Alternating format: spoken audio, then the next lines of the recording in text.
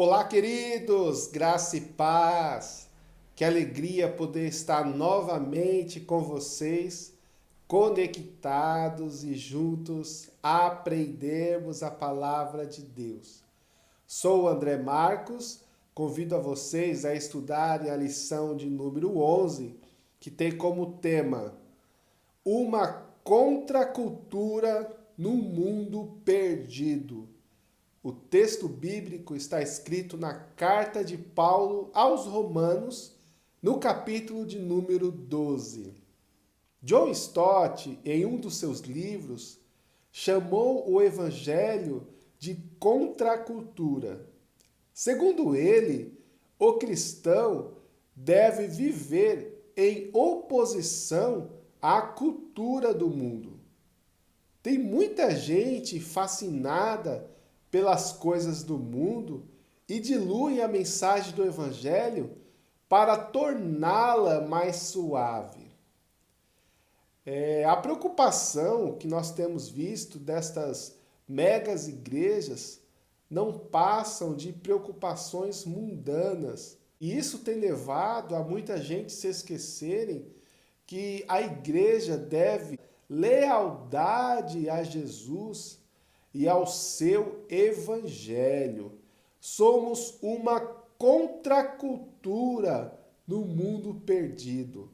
A nossa vida deve ser uma vida santa, uma vida que busca a vontade de Deus, que busca as coisas boas, que busca as coisas agradáveis e perfeitas. Que nesta lição você possa compreender aquilo que Deus espera do seu discípulo, o discípulo cristão. Contudo, precisamos, com a mente transformada, buscar a vontade de Deus. Precisamos viver uma vida santa, uma vida que agrada a Deus. Primeiro ponto que nós vamos comentar nesta aula fala sobre o ponto de partida. E eu gostaria de ler com vocês aos Romanos, no capítulo de número 12, o versículo 1 e o versículo 2, que diz assim: Portanto, irmãos, pela misericórdia de Deus, peço que ofereçam o seu corpo como sacrifício vivo, santo e agradável a Deus. Este é o culto racional de vocês. E não vivam conforme os padrões deste mundo, mas deixem que Deus o transforme pela renovação da mente, para que possam experimentar qual é a boa, agradável e perfeita vontade de Deus. Após expor todo o Evangelho até o capítulo 11, o apóstolo Paulo começa falando de ética no capítulo 12. No versículo 1, nós vamos encontrar uma partícula conclusiva, que no grego dá um sentido de portanto, ou seja, em consequência aquilo que foi falado, mencionado anteriormente. Ele dá uma sequência daquilo que foi ensinado, transmitido na sua carta até o capítulo de número 11. Aqui nós vamos encontrar a maneira que o cristão deve se portar diante do Senhor, diante da sua família, da sua comunidade de fé, como também em toda a sociedade, em todos os lugares. Como que o cristão deve portar-se? Qual deve ser a maneira de viver, a maneira santa que agrada a Deus?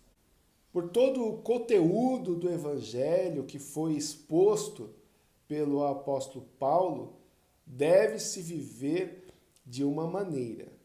Primeiro, ele vai tratar sobre a teologia e depois da ética. Aí vem aí a conduta.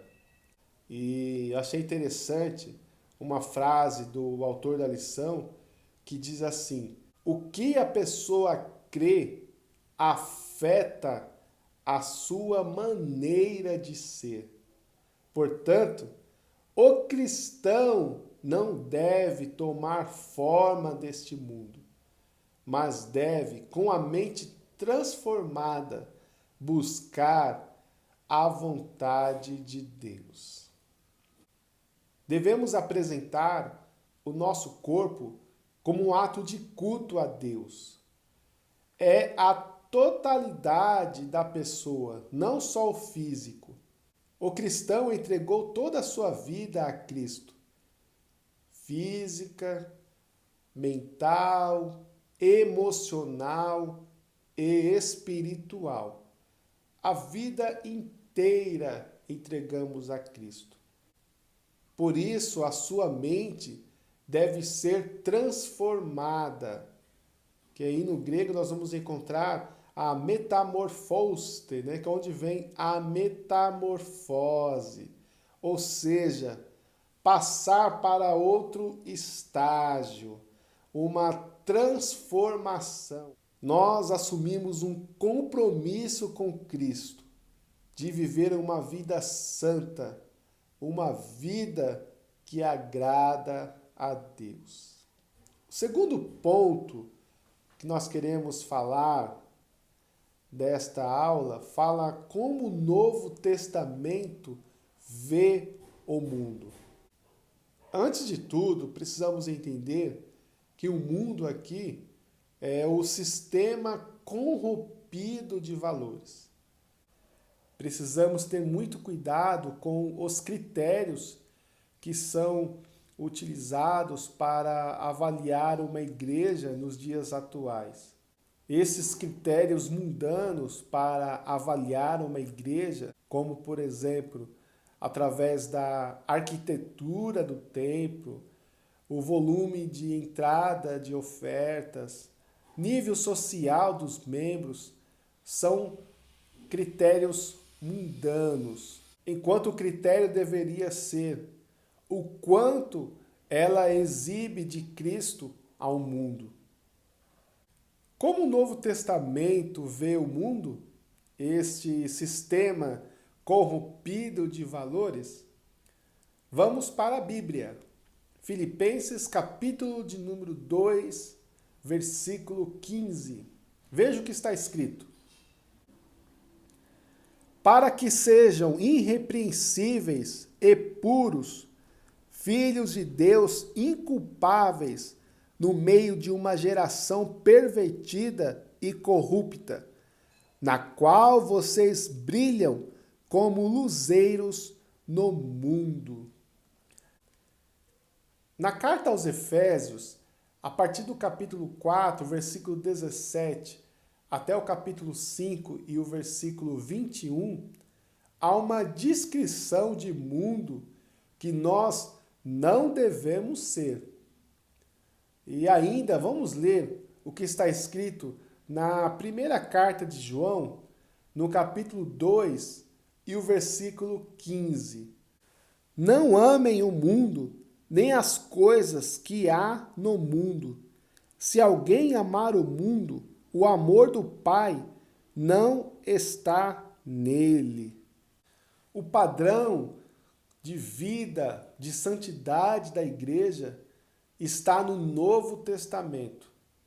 Não está no que a mídia diz, no que esta enxurrada de informações que entram em nossas casas dizem, mas é o que a Bíblia diz, é o que está escrito no Novo Testamento. Então não esqueçam disso. A nossa vida deve ser uma vida santa, uma vida que agrada a Deus. O terceiro ponto que nós queremos destacar nesta aula fala sobre a santidade que é moral e não litúrgica. Precisamos destacar muito bem isto, porque no judaísmo a santidade era litúrgica, expressava através dos ritos, mas no evangelho é moral. E nós precisamos entender muito bem isso, porque não é apenas no momento de culto que nós devemos ser santo, mas em toda a vida. Quando você está em casa, como que você relaciona com a sua vizinhança, qual a sua postura na faculdade, no trabalho. Toda a nossa vida deve ser uma vida santa, não apenas quando estamos no culto. Há muitas declarações de Paulo que mostram como éramos antes da conversão e como somos agora. E é importante frisar essas diferenças. Vamos primeiro falar sobre o que éramos. O que o texto diz sobre o nosso passado, antes da conversão? Veja o que está escrito na carta de Paulo aos Romanos, no capítulo de número 6, e o versículo 20 e 21. Porque, quando vocês eram escravos do pecado, estavam livres em relação à justiça. Naquele tempo, que frutos vocês colheram? Somente as coisas que agora vocês se envergonham. Porque o fim delas é a morte. E ainda, primeira carta de Paulo aos Coríntios, capítulo 6, do versículo 9 ao versículo 11. Ou vocês não sabem que os injustos não herdarão o reino de Deus? Não se enganem, nem imorais, nem idólatras, nem adúlteros, nem afeminados, nem homossexuais, nem ladrões, nem avarentos, nem bêbados, nem maldizentes, nem roubadores herdarão o reino de Deus. Alguns de vocês eram assim, mas vocês foram lavados, foram santificados, foram justificados no nome do Senhor Jesus Cristo e no Espírito do nosso Deus.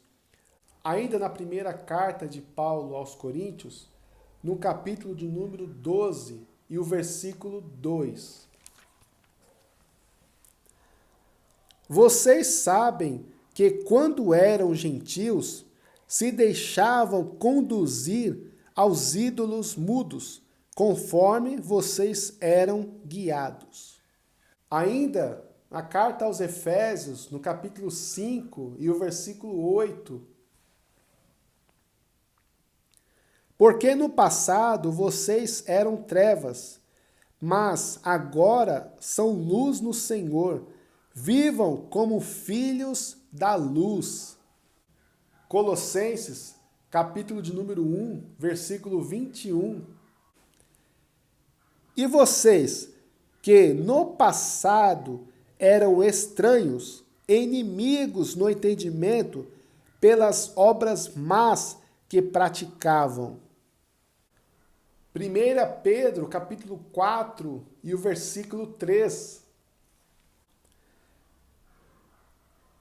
Porque basta que, no passado, vocês tenham feito a vontade dos gentios, tendo andado em práticas libertinas, desejos carnais, bebedeiras, orgias, embriaguez e em detestáveis idolatrias.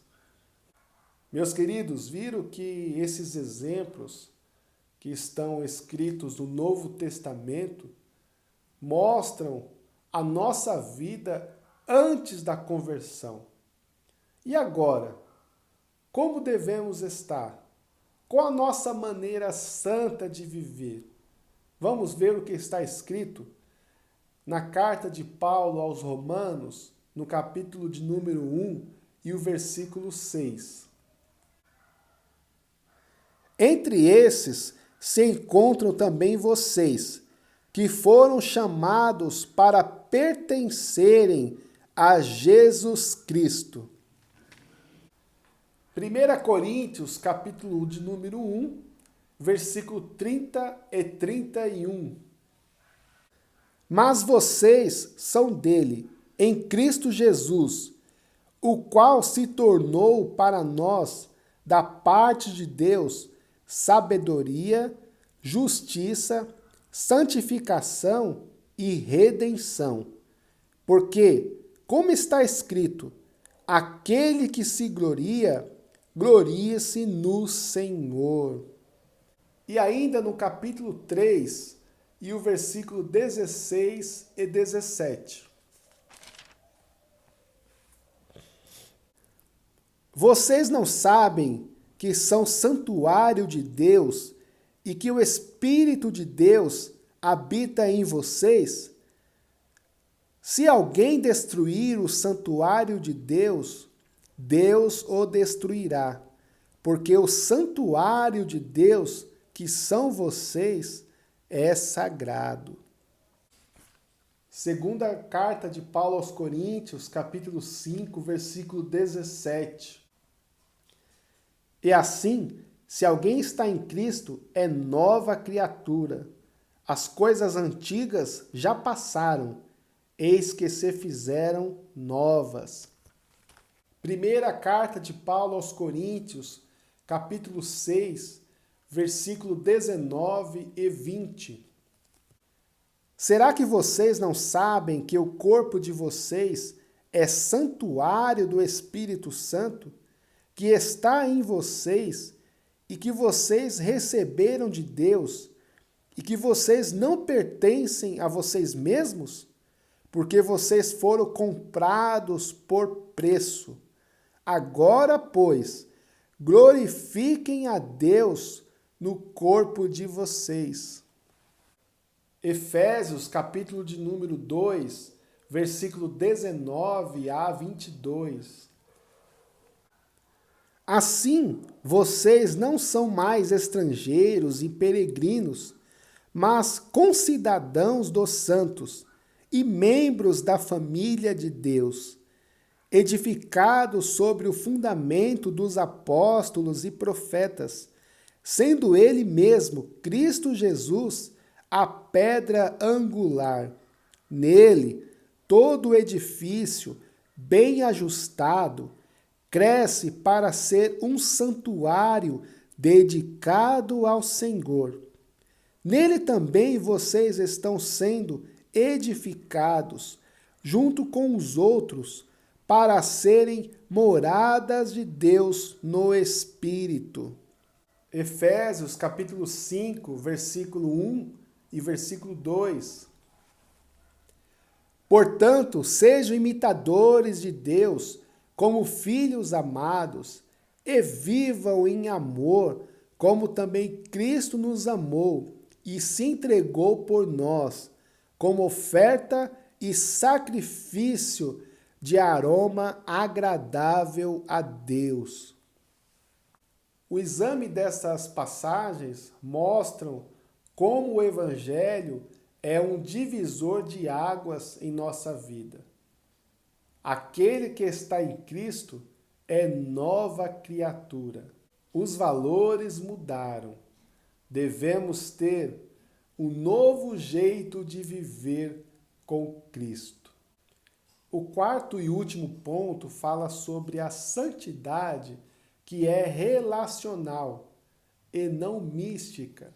Vivemos num mundo altamente individualista, mas nós, como Igreja de Cristo, precisamos uns dos outros. Nós somos edificados mutuamente, crescemos mutuamente. A igreja não deve ser uma igreja solitária, mas esta comunidade de fé. Eu gostaria de mencionar uma fala do autor da lição que achei muito interessante. Na igreja, nos agrupamos como pessoas para exercitarmos a fé, aprendemos uns dos outros, aperfeiçoamos uns aos outros e recebemos forças para vivermos no mundo. Quando saímos do culto, saímos fortalecidos no Senhor, para podermos testemunhar do seu amor ao mundo. O caráter cristão prova a nossa fé e se vê em nossas relações. Mostra apoio aos mais fracos e é retidão para a nossa vida. O que você tem feito para demonstrar solidariedade? Que Deus abençoe a tua vida, a tua família, o teu ministério e te conceda uma semana abençoada. Até o próximo encontro, se assim Deus nos permitir.